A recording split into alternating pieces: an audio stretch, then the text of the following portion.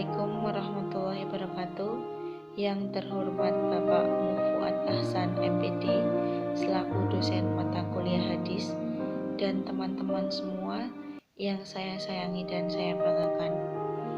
Pertama-tama marilah kita panjatkan puja dan puji syukur kehadirat Allah Subhanahu wa taala karena berkat limpahan rahmat dan hidayahnya kita semua masih dalam keadaan sehat walafiat dan tak kurang suatu apapun.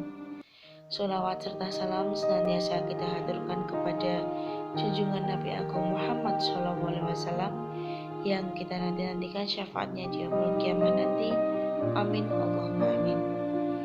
Sebelumnya izinkan saya memperkenalkan diri. Perkenalkan, nama saya Marwati. Saya mahasiswi IAIN Salatiga dari Fakultas Tarbiyah Ilmu Keguruan, Program Studi Pendidikan Agama Islam. Saya dari kelas 1B. Di sini saya akan sedikit menyampaikan hadis tentang bersyukur. Dalam Madarijus Salikin Ibnul Qayyim mengatakan bahwa bersyukur itu dengan menunjukkan adanya nikmat Allah pada dirinya berupa pujian yang terucap dari lisannya dengan sadar bahwa kita sudah diberikan nikmat oleh Allah Subhanahu wa taala. Lalu, apakah hanya cukup dengan lisan saja? Tentu tidak, tapi harus ada juga yang keluar dari dalam hatinya, yaitu berupa persaksian dan kecintaannya kepada Allah Subhanahu wa taala.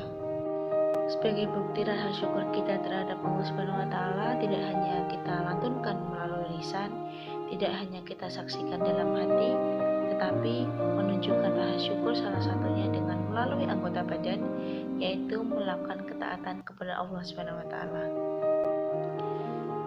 Telah disampaikan oleh Allah, kalau Allah Ta'ala, ya bena adama innaka ma dzakartani syakartani wa idza ma nasitani kafartani, yang artinya Allah berfirman dalam hadis qudsinya, wahai anak Adam, bahwa selama engkau mengingat aku berarti engkau mensyukuri aku, dan apabila engkau melupakan aku berarti engkau telah mendurhakai aku. Hadis riwayat Tabrani. Yang selanjutnya, hikmah dari bersyukur. Yang pertama, bersyukur adalah ibadah, seperti firman Allah dalam surah Al-Baqarah ayat 152 yang artinya, ingatlah kepadaku maka aku akan mengingat kalian, bersyukurlah kepadaku dan janganlah ingkar. Yang kedua, bersyukur merupakan salah satu ciri orang yang beriman. Dan yang ketiga, bersyukur akan mendatangkan ridho dari Allah Subhanahu wa taala. Sesuai firman Allah yang berbunyi, wa in tashkuru yardahu lakum, yang artinya, dan jika kalian bersyukur, Allah meridhai kalian. Yang selanjutnya, bersyukur akan menghindarkan dari azab Allah dan juga akan menambah nikmat dari Allah. Hal ini selaras dengan ayat Al-Quran surah Ibrahim ayat 7 yang artinya, dan ingatlah juga tatkala Tuhanmu mengumumkan, sesungguhnya jika kamu bersyukur, pasti kami akan menambah nikmat kepadamu, dan jika kamu mengingkari nikmatku, maka sesungguhnya azabku sangat pedih.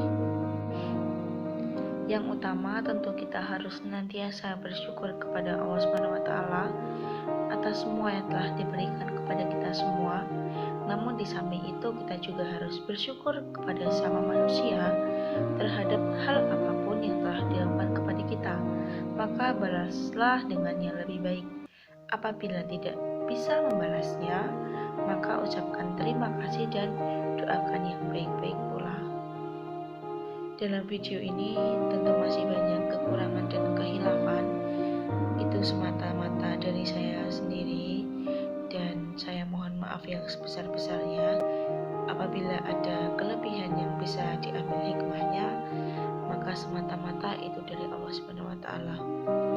Di sini saya ingin menyampaikan bahwa tidak perlu ke gunung untuk menikmati megahnya dunia, tidak perlu ke pantai untuk menikmati luasnya lautan, akan tetapi kita bisa menggunakan apa yang kita punya, apa yang telah Allah berikan kepada kita untuk menikmati kehidupan ini.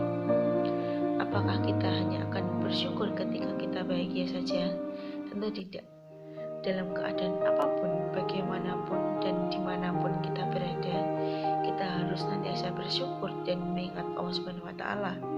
Sebab bukan bahagia dulu baru bersyukur, tapi bersyukurlah maka kita akan bahagia.